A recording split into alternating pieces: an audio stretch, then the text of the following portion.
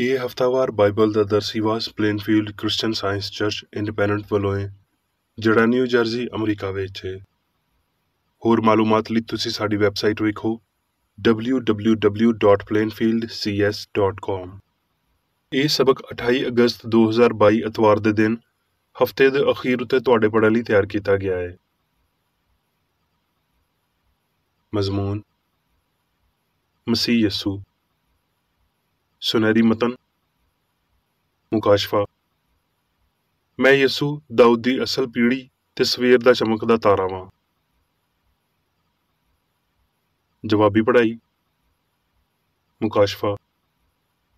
ਫੇਰ ਮੈਂ ਅਸਮਾਨ ਨੂੰ ਖੁੱਲ੍ਹਿਆ ਹੋਇਆ ਵੇਖਿਆ ਤੇ ਕੀ ਵੇਖਦਾ ਵਾਂ ਵੀ ਇੱਕ ਚਿੱਟਾ ਘੋੜਾ ਏ ਤੇ ਉਹਦੇ ਉੱਤੇ ਕੋਈ ਬੈਠਾ ਹੈ, ਜਿਹੜਾ ਸੱਚਾ ਤੇ ਬਰਹਕ ਅਖਵਾਉਂਦਾ ਏ ਤੇ ਉਹ ਰਾਸਤੀ ਨਾਲ ਇਨਸਾਫ ਤੇ ਲੜਾਈ ਕਰਦਾ ਏ, ਤੇ ਉਹਦੀਆਂ ਅੱਖੀਆਂ ਅੱਗ ਦੇ ਸ਼ੋਲੇ ਨੇ ਤੇ ਉਹਦੇ ਸਿਰ ਉੱਤੇ ਬਹੁਤ ਸਾਰੇ ਤਾਜ ਨੇ, ਤੇ ਉਹਦਾ ਇੱਕ ਨਾਂ ਲਿਖਿਆ ਹੋਇਆ ਹੈ ਜਿਹਨੂੰ ਉਹਦੇ ਸਿਵਾ ਹੋਰ ਕੋਈ ਨਹੀਂ ਜਾਣਦਾ, ਤੇ ਉਹਨੇ ਲਹੂ ਦੇ ਛਿੜਕੇ ਹੋਏ ਕੱਪੜੇ ਪਾਏ ਤੇ ਉਹਦਾ ਨਾਂ ਰੱਬ ਦਾ ਕਲਾਮ ਅਖਵਾਉਂਦਾ ਏ।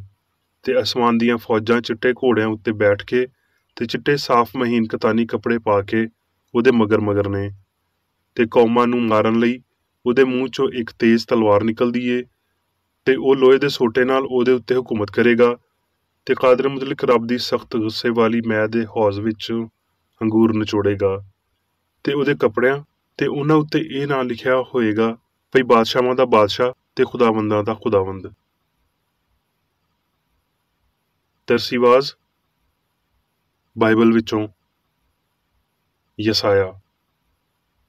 ਤੇ ਯੱਸੀ ਦੇ ਤਣੇ ਤੋਂ ਇੱਕ ਕੌਂਪਲ ਨਿਕਲੇਗੀ ਤੇ ਉਹਦੀਆਂ ਜੜ੍ਹਾਂ ਤੋਂ ਇੱਕ ਬਾਰਾਵਰ ਟਹਿਣੀ ਪੈਦਾ ਹੋਵੇਗੀ, ਤੇ ਖੁਦਾਵੰਦ ਦੀ ਰੂਹ ਉਹਦੇ ਉੱਤੇ ਠਹਿਰੇਗੀ, ਹਿਕਮਤ ਤੇ ਖਿਰਤ ਦੀ ਰੂਹ, ਮਸਲਹਤ ਤੇ ਕੁਦਰਤ ਦੀ ਰੂਹ, ਮਾਰਫਤ ਤੇ ਖੁਦਾਵੰਦ ਦੇ ਖੌਫ ਦੀ ਰੂਹ। ਤੇ ਉਹਦੀ ਸ਼ਾਦਮਾਨੀ ਖੁਦਾਵੰਦ ਦੇ ਖੌਫ ਵਿੱਚ ਹੋਵੇਗੀ, ਤੇ ਉਹ ਨਾ ਆਪਣੀਆਂ ਅੱਖੀਆਂ ਦੇ ਵੇਖਣ ਦੇ ਮੁਤਾਬਿਕ ਇਨਸਾਫ ਕਰੇਗਾ ਤੇ ਨਾ ਆਪਣੇ ਕੰਨਾਂ ਦੇ ਸੁਣਨ ਦੇ ਮੁਤਾਬਿਕ ਫੈਸਲਾ ਕਰੇਗਾ, ਬਲਕਿ ਉਹ ਰਾਸਤੀ ਨਾਲ ਮਸਕੀਨਾਂ ਦਾ ਇਨਸਾਫ ਕਰੇਗਾ ਤੇ ਅਦਲ ਨਾਲ ਧਰਤੀ ਦੇ ਖਾਕਸਾਰਾਂ ਦਾ ਫੈਸਲਾ ਕਰੇਗਾ, ਤੇ ਆਪਣੀ ਜ਼ਬਾਨ ਦੇ ਅਸਾ ਨਾਲ ਧਰਤੀ ਨੂੰ ਮਾਰੇਗਾ ਤੇ ਆਪਣੇ ਹੋਂਠਾਂ ਦੇ ਦਮ ਨਾਲ ਸ਼ਰੀਰਾਂ ਨੂੰ ਫਨਾਹ ਕਰ ਦੇਵੇਗਾ। ਤੇ ਉਹਦੀ ਕਮਰ ਦਾ ਪਟਕਾ ਰਾਸਤਬਾਜ਼ੀ ਹੋਵੇਗਾ ਤੇ ਉਹਦੇ ਪਹਿਲੂ ਉੱਤੇ ਰਾਸਤਬਾਜ਼ੀ ਦਾ ਪਟਕਾ ਹੋਵੇਗਾ। ਇਸ ਲਈ ਭੇੜੀਆ ਬਰਰੇ ਦੇ ਨਾਲ ਰਵੇਗਾ ਤੇ ਚੀਤਾ ਬੱਕਰੀ ਦੇ ਬੱਚੇ ਦੇ ਨਾਲ ਬੈਠੇਗਾ, ਤੇ ਬਛੜਾ ਤੇ ਸ਼ੇਰ ਬੱਚਾ ਤੇ ਪਲਿਆ ਹੋਇਆ ਵੱਛਾ ਰਲ ਮਿਲ ਕੇ ਰਹਿਣਗੇ, ਤੇ ਛੋਟਾ ਬਾਲ ਉਹਨਾਂ ਦੀ ਪੇਸ਼ਰਵੀ ਕਰੇਗਾ। ਉਹ ਮੇਰੇ ਸਾਰੇ ਪਾਕ ਪਹਾੜ ਉੱਤੇ ਨਾ ਨੁਕਸਾਨ ਦੇਣਗੇ ਨਾ ਹਲਾਕ ਕਰਨਗੇ, ਕਿਉਂ ਜੇ ਜਿਵੇਂ ਸਮੁੰਦਰ ਪਾਣੀ ਨਾਲ ਭਰਿਆ ਹੋਇਆ ਏ, ਉਂਝ ਹੀ ਧਰਤੀ ਖੁਦਾਵੰਦ ਦੇ ਇਰਫਾਨ ਨਾਲ ਮਾਮੂਰ ਹੋਵੇਗੀ। ਮਰਕਸ। ਯਸੂ ਮਸੀਹ ਰੱਬ ਦੇ ਪੁੱਤਰ ਦੀ ਖੁਸ਼ਖਬਰੀ ਦਾ ਸ਼ੁਰੂ। ਤੇ ਉਹਨਾਂ ਦਿਨਾਂ ਵਿੱਚ ਇੰਜ ਹੋਇਆ ਭਈ ਯਸੂ ਨੇ ਗਲੀਲ ਦੇ ਨਾਸਰਤ ਵਿੱਚੋਂ ਆ ਕੇ ਯਰਦਨ ਵਿੱਚ ਯੋਹੰਨਾ ਤੋਂ ਬਪਤਿਸਮਾ ਲਿਆ, ਤੇ ਜਦੋਂ ਉਹ ਪਾਣੀ ਵਿੱਚੋਂ ਨਿਕਲ ਕੇ ਉੱਤੇ ਆਇਆ ਤੇ ਉਸੇ ਵੇਲੇ ਉਹਨੇ ਅਸਮਾਨ ਨੂੰ ਫਟਦਿਆਂ ਤੇ ਰੂਹ ਨੂੰ ਕਬੂਤਰ ਵਾਂਗਰ ਆਪਣੇ ਉੱਤੇ ਉਤਰਦਿਆਂ ਵੇਖਿਆ, ਤੇ ਅਸਮਾਨ ਵਿੱਚੋਂ ਆਵਾਜ਼ ਆਈ ਭਈ ਤੂੰ ਮੇਰਾ ਪਿਆਰਾ ਪੁੱਤਰ ਏ, ਤੇ ਇੱਥੋਂ ਮੈਂ ਖੁਸ਼ ਹਾਂ। ਯੋਹੰਨਾ। ਦੂਜੇ ਦਿਨ ਯਸੂ ਨੇ ਗਲੀਲ ਵਿੱਚ ਜਾਣਾ ਚਾਹਿਆ ਤੇ ਫਿਲਪਸ ਨੂੰ ਮਿਲ ਕੇ ਆਖਿਆ ਮੇਰੇ ਮਗਰ ਟੁਰ ਪੈ। ਫਿਲਪਸ ਇੰਦਰੀਆਸ ਤੇ ਪਤਰਸ ਦੇ ਸ਼ਹਿਰ ਬੈਤਸੈਦਾ ਦਾ ਵਾਸੀ ਸੀ। ਫਿਲਪਸ ਨੇ ਨਤਨਏਲ ਨਾਲ ਮਿਲ ਕੇ ਉਹਨੂੰ ਆਖਿਆ ਵੀ ਜਿਹਦਾ ਜ਼ਿਕਰ ਮੂਸਾ ਨੇ ਤੌਰਾਤ ਵਿੱਚ ਤੇ ਨਬੀਆਂ ਨੇ ਕੀਤਾ ਏ, ਉਹ ਸਾਨੂੰ ਮਿਲ ਗਿਆ ਏ, ਉਹ ਯੂਸਫ ਦਾ ਪੁੱਤਰ ਯਸੂ ਨਾਸਰੀ ਏ। ਨਤਨਏਲ ਨੇ ਉਹਨੂੰ ਆਖਿਆ ਕੀ ਨਾਸਰਤ ਵਿੱਚੋਂ ਕੋਈ ਚੰਗੀ ਸ਼ੈ ਨਿਕਲ ਸਕਦੀ ਏ? ਫਿਲਪਸ ਨੇ ਆਖਿਆ ਚੱਲ ਕੇ ਵੇਖ ਲੈ। ਯਸੂ ਨੇ ਨਤਨਏਲ ਨੂੰ ਆਪਣੇ ਵੱਲ ਆਉਂਦਿਆਂ ਵੇਖ ਕੇ ਉਹਦੇ ਹੱਕ ਵਿੱਚ ਆਖਿਆ ਵੇਖੋ, ਇਹ ਸੱਚਮੁੱਚ ਇਸਰਾਈਲੀ ਏ, ਇਹਦੇ ਵਿੱਚ ਮਕਰ ਨਹੀਂ। ਨਤਨਏਲ ਨੇ ਉਹਨੂੰ ਆਖਿਆ ਤੂੰ ਮੈਨੂੰ ਕਿੱਥੋਂ ਜਾਣਦਾ ਏ? ਯਸੂ ਨੇ ਉਹਦੇ ਜਵਾਬ ਵਿੱਚ ਉਹਨੂੰ ਆਖਿਆ ਇਹਦੇ ਤੋਂ ਪਹਿਲਾਂ ਵੀ ਫਿਲਪਸ ਨੇ ਤੈਨੂੰ ਬੁਲਾਇਆ, ਜਦੋਂ ਤੂੰ ਅੰਜੀਰ ਦੇ ਰੁੱਖ ਹੇਠਾਂ ਸੀ, ਮੈਂ ਤੈਨੂੰ ਵੇਖਿਆ ਸੀ। ਨਤਨਏਲ ਨੇ ਉਹਨੂੰ ਜਵਾਬ ਦਿੱਤਾ ਐ ਰੱਬੀ, ਤੂੰ ਇਸਰਾਈਲ ਦਾ ਬਾਦਸ਼ਾਹ ਹੈ। ਯੋਹੰਨਾ। ਫਿਰ ਤੀਜੇ ਦਿਨ ਕਾਨਾ ਗਲੀਲ ਵਿੱਚ ਵਿਆਹ ਹੋਇਆ ਤੇ ਯਸੂ ਦੀ ਮਾਂ ਉੱਥੇ ਸੀ, ਤੇ ਯਸੂ ਤੇ ਉਹਦੇ ਚੇਲਿਆਂ ਦੀ ਵੀ ਉਸ ਵਿਆਹ ਵਿੱਚ ਦਾਵਤ ਸੀ। ਤੇ ਜਦ ਮੈਂ ਮੁੱਕ ਗਈ ਤੇ ਯਸੂ ਦੀ ਮਾਂ ਨੇ ਉਹਨੂੰ ਆਖਿਆ ਭਈ ਉਹਨਾਂ ਦੇ ਕੋਲ ਮੈਂ ਨਹੀਂ ਰਹੀ। ਯਸੂ ਨੇ ਉਹਨੂੰ ਆਖਿਆ ਐ ਔਰਤ, ਮੈਨੂੰ ਤੇਰੇ ਨਾਲ ਕੀ ਕੰਮ ਏ, ਹਲੇ ਮੇਰਾ ਵੇਲਾ ਨਹੀਂ ਆਇਆ। ਉਹਦੀ ਮਾਂ ਨੇ ਨੌਕਰਾਂ ਨੂੰ ਆਖਿਆ ਜੋ ਕੁਝ ਇਹ ਤੁਹਾਨੂੰ ਆਖੇ ਉਹ ਕਰੋ। ਉੱਥੇ ਯਹੂਦੀਆਂ ਦੀ ਤਹਾਰਤ ਦੀ ਰਸਮ ਦੇ ਮੁਤਾਬਕ ਪੱਥਰ ਦੇ 6 ਮਟਕੇ ਰੱਖੇ ਸੀ, ਤੇ ਉਹਨਾਂ ਵਿੱਚ 2-2 3-3 ਮਣ ਦੀ ਗੁੰਜਾਇਸ਼ ਸੀ। ਯਸੂ ਨੇ ਉਹਨਾਂ ਨੂੰ ਆਖਿਆ ਮਟਕਿਆਂ ਵਿੱਚ ਪਾਣੀ ਭਰ ਦਿਓ। ਇਸ ਲਈ ਉਹਨਾਂ ਨੇ ਉਹਨਾਂ ਨੂੰ ਕੰਨਾਂ ਤੀਕਰ ਭਰ ਦਿੱਤਾ। ਫਿਰ ਉਹਨੇ ਆਖਿਆ, ਹੁਣ ਕੱਢ ਕੇ ਮੀਰੇ ਮਜਲਿਸ ਦੇ ਕੋਲ ਲੈ ਜਾਓ। ਇਸ ਲਈ ਉਹ ਲੈ ਗਏ। ਜਦ ਮੀਰੇ ਮਜਲਿਸ ਨੇ ਉਹ ਪਾਣੀ ਚਖਿਆ ਜਿਹੜਾ ਮੈਂ ਬਣ ਗਿਆ ਸੀ, ਤੇ ਜਾਣਦਾ ਨਹੀਂ ਸੀ ਵੀ ਇਹ ਕਿੱਥੋਂ ਆਈਏ, ਪਰ ਨੌਕਰ ਜਿਨ੍ਹਾਂ ਨੇ ਪਾਣੀ ਭਰਿਆ ਸੀ ਜਾਣਦੇ ਸੀ। ਤੇ ਮੀਰੇ ਮਜਲਿਸ ਨੇ ਲਾੜੇ ਨੂੰ ਬੁਲਾ ਕੇ ਉਹਨੂੰ ਆਖਿਆ, ਹਰ ਬੰਦਾ ਪਹਿਲਾਂ ਚੰਗੀ ਮੈਂ ਪੇਸ਼ ਕਰਦਾ ਏ ਤੇ ਮਾੜੀ ਬਾਅਦ ਵਿੱਚ, ਜਦੋਂ ਪੀ ਕੇ ਛੱਕ ਗਏ, ਪਰ ਤੂੰ ਚੰਗੀ ਮੈਂ ਹੁਣ ਤੀਕਰ ਰੱਖ ਛੱਡੀ ਏ। ਇਹ ਪਹਿਲਾ ਮੌਜਜ਼ਾ ਯਿਸੂ ਨੇ ਕਾਨਾ ਗਲੀਲ ਵਿੱਚ ਵਿਖਾ ਕੇ ਆਪਣਾ ਜਲਾਲ ਜ਼ਾਹਿਰ ਕੀਤਾ ਤੇ ਉਹਦੇ ਚੇਲੇ ਉਹਦੇ ਉੱਤੇ ਈਮਾਨ ਲਿਆਏ। ਯਹੂਦੀਆਂ ਦੀ ਈਦ ਫਿਸਾ ਨੇੜੇ ਸੀ ਤੇ ਯਿਸੂ ਯਰੂਸ਼ਲਮ ਨੂੰ ਗਿਆ ਤੇ ਉਹਨੇ ਹੈਕਲ ਵਿੱਚ ਢੱਗੇ ਤੇ ਭੇਡਾਂ ਤੇ ਕਬੂਤਰ ਵੇਚਣ ਵਾਲਿਆਂ ਨੂੰ ਤੇ ਸਰਾਫਾਂ ਨੂੰ ਬੈਠੇ ਵੇਖਿਆ ਤੇ ਰੱਸੀਆਂ ਦਾ ਕੋੜਾ ਬਣਾ ਕੇ ਸਾਰਿਆਂ ਨੂੰ ਯਾਨੀ ਭੇਡਾਂ ਤੇ ਢੱਗਿਆਂ ਨੂੰ ਹੈਕਲ ਵਿੱਚੋਂ ਕੱਢ ਦਿੱਤਾ ਤੇ ਸਰਾਫਾਂ ਦੇ ਪੈਸੇ ਸੁੱਟ ਦਿੱਤੇ ਤੇ ਉਹਨਾਂ ਦੇ ਫੱਟੇ ਉਲਟਾ ਦਿੱਤੇ ਤੇ ਕਬੂਤਰ ਵੇਚਣ ਵਾਲਿਆਂ ਨੂੰ ਆਖਿਆ, ਇਹਨਾਂ ਨੂੰ ਇੱਥੋਂ ਲੈ ਜਾਓ, ਮੇਰੇ ਪਿਓ ਦੇ ਘਰ ਨੂੰ ਮੰਡੀ ਵਾਲਾ ਘਰ ਨਾ ਬਣਾਓ। ਮਰਕਸ। ਸ਼ਾਮ ਨੂੰ ਜਦ ਸੂਰਜ ਡੁੱਬ ਗਿਆ ਤੇ ਲੋਕੀ ਸਾਰੇ ਬਿਮਾਰਾਂ ਨੂੰ ਤੇ ਉਹਨਾਂ ਨੂੰ ਜਿਨ੍ਹਾਂ ਵਿੱਚ ਬਦਰੂਆਂ ਸੀ ਉਹਦੇ ਕੋਲ ਲਿਆਏ ਤੇ ਸਾਰਾ ਸ਼ਹਿਰ ਬੂਹੇ ਉੱਤੇ ਇਕੱਠਾ ਹੋ ਗਿਆ ਤੇ ਉਹਨੇ ਬਥੇਰਿਆਂ ਨੂੰ ਜਿਹੜੇ ਨਿਤ ਬਿਮਾਰੀਆਂ ਵਿੱਚ ਗ੍ਰਿਫਤਾਰ ਸੀ ਚੰਗਾ ਕੀਤਾ ਤੇ ਬਹੁਤ ਸਾਰੀਆਂ ਬਦਰੂਆਂ ਨੂੰ ਕੱਢਿਆ ਤੇ ਬਦਰੂਆਂ ਨੂੰ ਬੋਲਣ ਨਾ ਦਿੱਤਾ, ਕਿਉਂ ਜੇ ਉਹ ਉਹਨੂੰ ਪਛਾਣਦੀਆਂ ਸੀ। ਤੇ ਸੁਬਹ ਦਿਨ ਚੜ੍ਹਨ ਤੋਂ ਬਹੁਤ ਪਹਿਲਾਂ ਉਹ ਉੱਠ ਕੇ ਇੱਕ ਵੈਰਾਨ ਥਾਂ ਵੱਲ ਚਲਾ ਗਿਆ ਤੇ ਉੱਥੇ ਦੁਆ ਕੀਤੀ ਤੇ ਸ਼ਮੌਨ ਤੇ ਉਹਦੇ ਸਾਥੀ ਮਗਰ ਗਏ। ਤੇ ਜਦੋਂ ਉਹ ਮਿਲਿਆ ਤੇ ਉਹਨੂੰ ਆਖਿਆ, ਭਈ ਸਾਰੇ ਲੋਕੀ ਤੈਨੂੰ ਲੱਭ ਰਹੇ ਨੇ। ਉਹਨੇ ਆਖਿਆ, ਆਓ ਅਸੀਂ ਆਲ ਦੁਆਲ ਦੇ ਕਿਤੇ ਹੋਰ ਸ਼ਹਿਰਾਂ ਵਿੱਚ ਜਾਈਏ ਤਾਂ ਜੋ ਮੈਂ ਉੱਥੇ ਵੀ ਮਨਾਦੀ ਕਰਾਂ, ਕਿਉਂ ਜੇ ਮੈਂ ਇਸੇ ਲਈ ਨਿਕਲਿਆ ਵਾਂ। ਤੇ ਉਹ ਸਾਰੇ ਗਲੀਲ ਵਿੱਚ ਉਹਨਾਂ ਦੇ ਇਬਾਦਤਖਾਨੇ ਵਿੱਚ ਜਾ ਜਾ ਕੇ ਮੁਨਾਦੀ ਕਰਦਾ ਤੇ ਬਦਰੂਆਂ ਨੂੰ ਕੱਢਦਾ ਰਿਹਾ। ਮੱਤੀ।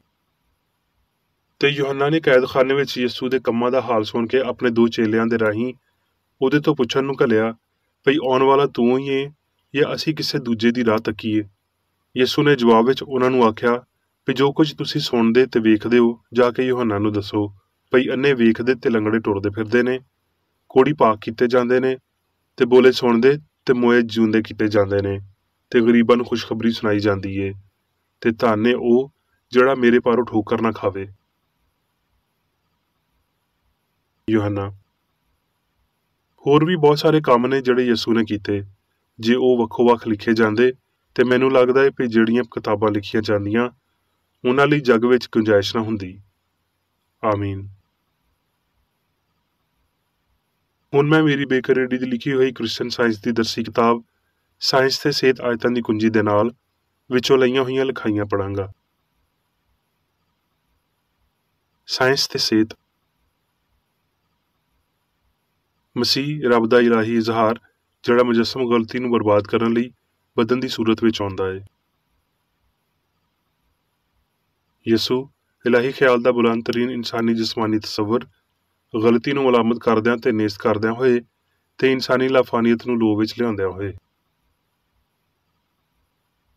ਮਸੀਹ ਰੂਹ ਸੀ ਜਿਹਨੂੰ ਯਿਸੂ ਨੇ ਆਪਣੇ ਬਿਆਨਾਂ ਵਿੱਚ ਤਕਵੀਅਤ ਦਿੱਤੀ, ਰਾਹ ਸੱਚਾਈ ਤੇ ਹਯਾਤੀ ਮੈਂ ਵਾਂ, ਮੈਂ ਤੇ ਮੇਰਾ ਪਿਓ ਇੱਕ ਵਾਂ। ਇਹ ਮਸੀਹ ਜਾਂ ਇਨਸਾਨ ਯਿਸੂ ਦੀ ਅਲੂਹੀਅਤ ਉਹਦੀ ਫਿਤਰਤ ਖੁਦਾਈ ਸੀ ਜਿਹਨੇ ਉਹਨੂੰ ਮੁਤਹਰਕ ਰੱਖਿਆ। ਇਲਾਹੀ ਸੱਚਾਈ ਹਯਾਤੀ ਤੇ ਪਿਆਰ ਨੇ ਯਿਸੂ ਨੂੰ ਪਾਪ, ਬਿਮਾਰੀ ਤੇ ਮੌਤ ਉੱਤੇ ਇਖਤਿਆਰ ਦਿੱਤਾ। ਉਹਦਾ ਮਕਸਦ ਅਸਮਾਨੀ ਹਸਤੀ ਦੀ ਸਾਇੰਸ ਨੂੰ ਜ਼ਾਹਿਰ ਕਰਨਾ ਸੀ ਤਾਂ ਜੋ ਇਹਨੂੰ ਸਾਬਤ ਕਰੇ ਜੋ ਰੱਬ ਏ ਤੇ ਜੋ ਉਹ ਇਨਸਾਨ ਲਈ ਕਰਦਾ ਏ। ਸਾਡੇ ਮਾਲਕ ਨੇ ਬਸ ਨਜ਼ਰੀਏ, ਅਕੀਦੇ ਜਾਂ ਈਮਾਨ ਦੀ ਤਾਲੀਮ ਨਹੀਂ ਦਿੱਤੀ। ਇਹ ਇਲਾਹੀ ਅਸੂਲ ਦੀ ਪੂਰੀ ਹਸਤੀ ਸੀ ਜਿਹਦੀ ਉਹਨੇ ਤਾਲੀਮ ਦਿੱਤੀ ਤੇ ਮਸ਼ਕ ਵੀ ਕੀਤੀ। ਮਸੀਹਤ ਲਈ ਉਹਦਾ ਸਬੂਤ ਮਜ਼ਹਬ ਜਾਂ ਇਬਾਦਤ ਦਾ ਕੋਈ ਨਿਜ਼ਾਮ ਜਾਂ ਸ਼ਕਲ ਨਹੀਂ ਸੀ, ਬਲਕਿ ਇਹ ਕ੍ਰਿਸਚਨ ਸਾਇੰਸ ਹੈ ਜਿਹੜੀ ਹਯਾਤੀ ਤੇ ਪਿਆਰ ਦੀ ਹਮਾਹੰਗੀ ਉੱਤੇ ਅਮਲ ਕਰਦੀ ਏ। ਯਿਸੂ ਨੇ ਯੂਹੰਨਾ ਬਪਤਿਸਮਾ ਦੇਣ ਵਾਲੇ ਲਈ ਇੱਕ ਸੁਨੇਹਾ ਘੱਲਿਆ ਜਿਹਦਾ ਮਕਸਦ ਇੱਕ ਸਵਾਲ ਤੋਂ ਕਿਤੇ ਵੱਧ ਕੇ ਇਹ ਸਾਬਤ ਕਰਨਾ ਸੀ ਵੀ ਮਸੀਹ ਆ ਚੁੱਕਿਆ ਸੀ। ਜੋ ਕੁਝ ਤੁਸੀਂ ਵੇਖਦੇ ਤੇ ਸੁਣਦੇ ਹੋ ਜਾ ਕੇ ਯੂਹੰਨਾ ਨੂੰ ਦੱਸੋ, ਭਈ ਅੰਨੇ ਵੇਖਦੇ ਤੇ ਲੰਗੜੇ ਟੁਰਦੇ ਫਿਰਦੇ ਨੇ, ਕੋੜੀ ਪਾਕ ਸਾਫ਼ ਕੀਤੇ ਜਾਂਦੇ ਨੇ ਤੇ ਬੋਲੇ ਸੁਣਦੇ ਨੇ ਤੇ ਮੁਰਦੇ ਜਿਉਂਦੇ ਕੀਤੇ ਜਾਂਦੇ ਨੇ ਤੇ ਗਰੀਬਾਂ ਨੂੰ ਖੁਸ਼ਖਬਰੀ ਸੁਣਾਈ ਜਾਂਦੀ ਏ। ਦੂਜੇ ਲਫ਼ਜ਼ਾਂ ਵਿੱਚ ਯੂਹੰਨਾ ਨੂੰ ਦੱਸ ਦਿਓ ਭਈ ਇਲਾਹੀ ਕੂਵਤ ਦਾ ਇਜ਼ਹਾਰ ਕੀ ਏ ਤੇ ਉਹ ਫੌਰਨ ਸਮਝ ਜਾਵੇਗਾ ਭਈ ਮਸੀਹਾਈ ਕੰਮ ਵਿੱਚ ਰੱਬ ਇੱਕ ਤਾਕਤ ਏ। ਮਸੀਹੀ ਫਰਜ਼ਾਂ ਦੀ ਫਹਿਰਿਸਤ ਵਿੱਚ ਸਭ ਤੋਂ ਪਹਿਲਾ ਫਰਜ਼ ਉਹਨੇ ਆਪਣੇ ਮਗਰ ਟੁਰਨ ਵਾਲਿਆਂ ਨੂੰ ਸਿਖਾਇਆ ਉਹ ਸੱਚਾਈ ਤੇ ਪਿਆਰ ਦੀ ਸ਼ਿਫਾ ਦੇਣ ਵਾਲੀ ਤਾਕਤ ਏ। ਉਹਨੇ ਬੇਜਾਨ ਰਸਮਾਂ ਨੂੰ ਕੋਈ ਅਹਿਮੀਅਤ ਨਹੀਂ ਦਿੱਤੀ। ਇਹ ਜਿਉਂਦਾ ਮਸੀਹ ਅਮਲੀ ਸੱਚਾਈ ਏ, ਜਿਹੜਾ ਮਸੀਹ ਨੂੰ ਉਹਨਾਂ ਸਾਰਿਆਂ ਲਈ ਕਿਆਮਤ ਤੇ ਹਯਾਤੀ ਬਣਾਉਂਦਾ ਏ ਜਿਹੜੇ ਕੰਮਾਂ ਵਿੱਚ ਉਹਦੇ ਮਗਰ ਟੁਰਦੇ ਨੇ।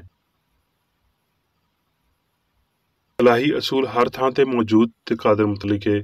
ਰੱਬ ਹਰ ਥਾਂ ਤੇ ਮੌਜੂਦ ਏ ਤੇ ਉਹਦੇ ਤੋਂ ਵੱਖ ਕੋਈ ਮੌਜੂਦ ਨਹੀਂ ਏ ਜਾਂ ਕੋਈ ਤਾਕਤ ਨਹੀਂ ਏ। ਮਸੀਹ ਇੱਕ ਮਿਸਾਲੀ ਸੱਚਾਈ ਏ ਜਿਹੜੀ ਕ੍ਰਿਸਚਨ ਸਾਇੰਸ ਦੇ ਪਾਰੋਂ ਬਿਮਾਰੀ ਤੇ ਪਾਪ ਤੋਂ ਸ਼ਿਫਾ ਦੇਣ ਲਈ ਆਉਂਦੀ ਏ ਤੇ ਸਾਰੀ ਤਾਕਤ ਰੱਬ ਨੂੰ ਮਨਸੂਬ ਕਰਦੀ ਏ। ਯਿਸੂ ਮਸੀਹ ਉਸ ਬੰਦੇ ਦਾ ਨਾਂ ਏ ਜਿਨਨੇ ਬਿਮਾਰ ਤੇ ਪਾਪੀ ਨੂੰ ਸ਼ਿਫਾ ਦੇਣ ਨਾਲ ਤੇ ਮੌਤ ਦੀ ਤਾਕਤ ਨੂੰ ਬਰਬਾਦ ਕਰਨ ਨਾਲ ਮਸੀਹ ਨੂੰ ਦੂਜੇ ਬੰਦਿਆਂ ਨਾਲੋਂ ਬਹੁਤਾ ਪੇਸ਼ ਕੀਤਾ। ਯਿਸੂ ਇਨਸਾਨੀ ਬੰਦਾ ਏ ਤੇ ਮਸੀਹ ਇਲਾਹੀ ਖਿਆਲ, ਇਸ ਲਈ ਇਹ ਯਿਸੂ ਮਸੀਹ ਦੀ ਦੁਕੜੀ ਏ। ਕਲੀਸਿਆਈ ਜਬਰ ਦੇ ਜ਼ਮਾਨੇ ਵਿੱਚ ਯਿਸੂ ਨੇ ਮਸੀਹਤ ਦੀ ਸੱਚਾਈ ਤੇ ਪਿਆਰ ਦੇ ਸਬੂਤ ਦੀ ਫਰਮਾਬਰਦਾਰੀ ਰੱਖਦਿਆਂ ਹੋਏ ਮਸੀਹਤ ਦੀ ਤਾਲੀਮ ਤੇ ਮਸ਼ਕ ਦਾ ਤਾਰਫ ਕਰਵਾਇਆ, ਪਰ ਉਹਦੇ ਨਮੂਨੇ ਤੀਕਰ ਅਪੜਨ ਲਈ ਤੇ ਉਹਦੇ ਅਸੂਲ ਦੇ ਮੁਤਾਬਕ ਗਲਤੀ ਤੋਂ ਪਾਕ ਸਾਇੰਸ ਨੂੰ ਅਜ਼ਮਾਉਣ ਲਈ ਬਿਮਾਰੀ, ਪਾਪ ਤੇ ਮੌਤ ਤੋਂ ਸ਼ਿਫਾ ਦਿੰਦਿਆਂ ਹੋਏ ਇਨਸਾਨੀ ਯਿਸੂ ਜਾਂ ਉਹਦੀ ਸ਼ਖਸੀਅਤ ਦੀ ਬਜਾਏ ਰੱਬ ਨੂੰ ਇਲਾਹੀ ਅਸੂਲ ਤੇ ਪਿਆਰ ਦੇ ਤੌਰ ਤੇ ਚੰਗੇ ਤਰੀਕੇ ਨਾਲ ਸਮਝਣ ਦੀ ਲੋੜ ਏ। ਇੱਥੇ ਨਾਸਰੀ ਵਾਂਗਰ ਭੁੱਖ ਤੇ ਜਜ਼ਬਿਆਂ ਤੋਂ ਬਗੈਰ ਇਨਸਾਨ ਕਦੀ ਨਹੀਂ ਸੀ ਰਹਿੰਦਾ। ਉਹਨੇ ਖੁੱਲ੍ਹੇ ਤੌਰ ਤੇ ਕਿਸੇ ਹਿਚਕਚਾਹਟ ਤੋਂ ਬਗੈਰ ਪਾਪੀਆਂ ਨੂੰ ਮਲਾਮਤ ਕੀਤਾ, ਕਿਉਂ ਜੇ ਉਹ ਉਹਨਾਂ ਦਾ ਯਾਰ ਸੀ, ਇਸ ਲਈ ਉਹਨੇ ਉਹ ਪਿਆਲਾ ਪੀਤਾ। ਗਲਤੀ ਲਈ ਜਿਹੜੀ ਵਾਹਦ ਸਜ਼ਾਏ ਮੌਤ ਉਹਨੇ ਦਿੱਤੀ ਉਹ ਸੀ, ਐ ਸ਼ੈਤਾਨ ਮੇਰੇ ਸਾਹਮਣੇ ਦੂਰ ਹੋ। ਇਸ ਗੱਲ ਦੀ ਮਜ਼ੀਦ ਤਸਦੀਕ ਵੀ ਯਿਸੂ ਦੀ ਸਰਜ਼ਨਸ਼ ਬਹੁਤ ਨੁਕੀਲੀ ਤੇ ਚੁਭਣ ਵਾਲੀ ਸੀ, ਉਹਦੇ ਆਪਣੇ ਲਫ਼ਜ਼ਾਂ ਵਿੱਚ ਪਾਈ ਜਾਂਦੀ ਏ। ਐਸ ਕਦਰ ਸ਼ਦੀਦ ਬਿਆਨ ਨੂੰ ਜ਼ਰੂਰੀ ਸਾਬਤ ਕਰਦਿਆਂ ਹੋਏ ਜਦੋਂ ਉਹਨੇ ਬਦਰੂਆਂ ਨੂੰ ਕੱਢਿਆ ਤੇ ਬਿਮਾਰ ਤੇ ਪਾਪੀ ਨੂੰ ਸ਼ਿਫਾ ਦਿੱਤੀ। ਗਲਤੀ ਦੀ ਦਸਤਬਰਦਾਰੀ ਮਾਦੀ ਫਹਿਮ ਨੂੰ ਇਹਦੇ ਝੂਠੇ ਦਾਅਵਿਆਂ ਤੋਂ ਮਹਿਰੂਮ ਕਰਦੀ ਏ। ਉਹਦਾ ਕਾਮਲ ਨਮੂਨਾ ਸਾਡੇ ਸਾਰਿਆਂ ਦੀ ਮੁਕਤੀ ਲਈ ਸੀ, ਪਰ ਸਿਰਫ ਉਹ ਕੰਮ ਕਰਨ ਦੇ ਰਾਹੀਂ ਜਿਹੜੇ ਉਹਨੇ ਕੀਤੇ ਤੇ ਦੂਜਿਆਂ ਨੂੰ ਉਹਨਾਂ ਦੀ ਤਾਲੀਮ ਦਿੱਤੀ। ਸ਼ਿਫਾ ਵਿੱਚ ਉਹਦਾ ਮਕਸਦ ਬਸ ਸਿਹਤ ਨੂੰ ਬਹਾਲ ਕਰਨਾ ਹੀ ਨਹੀਂ ਸੀ, ਬਲਕਿ ਆਪਣੇ ਇਲਾਹੀ ਅਸੂਲ ਨੂੰ ਜ਼ਾਹਿਰ ਕਰਨਾ ਵੀ ਸੀ। ਜੋ ਕੁਝ ਉਹਨੇ ਕੀਤਾ ਤੇ ਆਖਿਆ ਉਹਦੇ ਵਿੱਚ ਉਹ ਰੱਬ ਤੋਂ ਸੱਚਾਈ ਤੇ ਪਿਆਰ ਤੋਂ ਮੁਤਾਸਰ ਸੀ। ਯਿਸੂ ਬੇਗਰਜ਼ ਸੀ। ਉਹਦੀ ਰੂਹਾਨੀਅਤ ਨੇ ਉਹਨੂੰ ਬਦਨੀ ਲੋਕਾਂ ਤੋਂ ਵੱਖਰਾ ਰੱਖਿਆ ਤੇ ਖੁਦਗਰਜ਼ ਮਾਦੀ ਲੋਕਾਂ ਦੀ ਉਹਦੇ ਲਈ ਨਫ਼ਰਤ ਦੀ ਵਜ੍ਹਾ ਵੀ ਇਹੀ ਬਣੀ। ਇਹ ਉਹਦੀ ਰੂਹਾਨੀਅਤ ਹੀ ਸੀ ਜਿਹਨੇ ਯਿਸੂ ਨੂੰ ਬਿਮਾਰ ਨੂੰ ਸ਼ਿਫਾ ਦੇਣ, ਬਦਰੂਹ ਨੂੰ ਕੱਢਣ ਤੇ ਮੁਰਦਿਆਂ ਨੂੰ ਜ਼ਿੰਦਾ ਕਰਨ ਦੇ ਕਾਬਲ ਬਣਾਇਆ। ਉਹ ਆਪਣੀ ਜਵਾਨੀ ਦੇ ਸ਼ੁਰੂ ਤੋਂ ਹੀ ਪਿਓ ਦੇ ਕੰਮ ਵਿੱਚ ਪੈ ਗਿਆ ਸੀ। ਉਹਦੇ ਸ਼ੁਗਲ ਦੂਜਿਆਂ ਨਾਲੋਂ ਬਹੁਤ ਵੱਖਰੇ ਸੀ। ਉਹਦਾ ਮਾਲਕ ਰੂਹ ਸੀ, ਜਦਕਿ ਦੂਜਿਆਂ ਦਾ ਮਾਲਕ ਮਾਦਾ ਸੀ। ਉਹ ਰੱਬ ਦੀ ਸੇਵਾ ਕਰਦਾ, ਉਹ ਲਾਲਚ ਦੀ ਸੇਵਾ ਕਰਦੇ। ਉਹਦੇ ਜਜ਼ਬੇ ਪਾਕ ਸਨ, ਉਹਨਾਂ ਦੇ ਬਦਨੀ ਸੀ। ਉਹਦੀਆਂ ਹਿੱਸਾਂ ਸਿਹਤ, ਪਾਕੀਜ਼ਗੀ ਤੇ ਹਯਾਤੀ ਦੀ ਰੂਹਾਨੀ ਗਵਾਹੀ ਵਿੱਚ ਗਵਾਚੀਆਂ ਸੀ। ਉਹਨਾਂ ਦੀਆਂ ਹਿੱਸਾਂ ਉਲਟ ਗਵਾਹੀ ਦਿੰਦੀਆਂ ਨੇ ਤੇ ਪਾਪ, ਬਿਮਾਰੀ ਤੇ ਮੌਤ ਦੀ ਮਾਦੀ ਗਵਾਹੀ ਵਿੱਚ ਗਵਾਚੀਆਂ ਰਹਿੰਦੀਆਂ ਨੇ।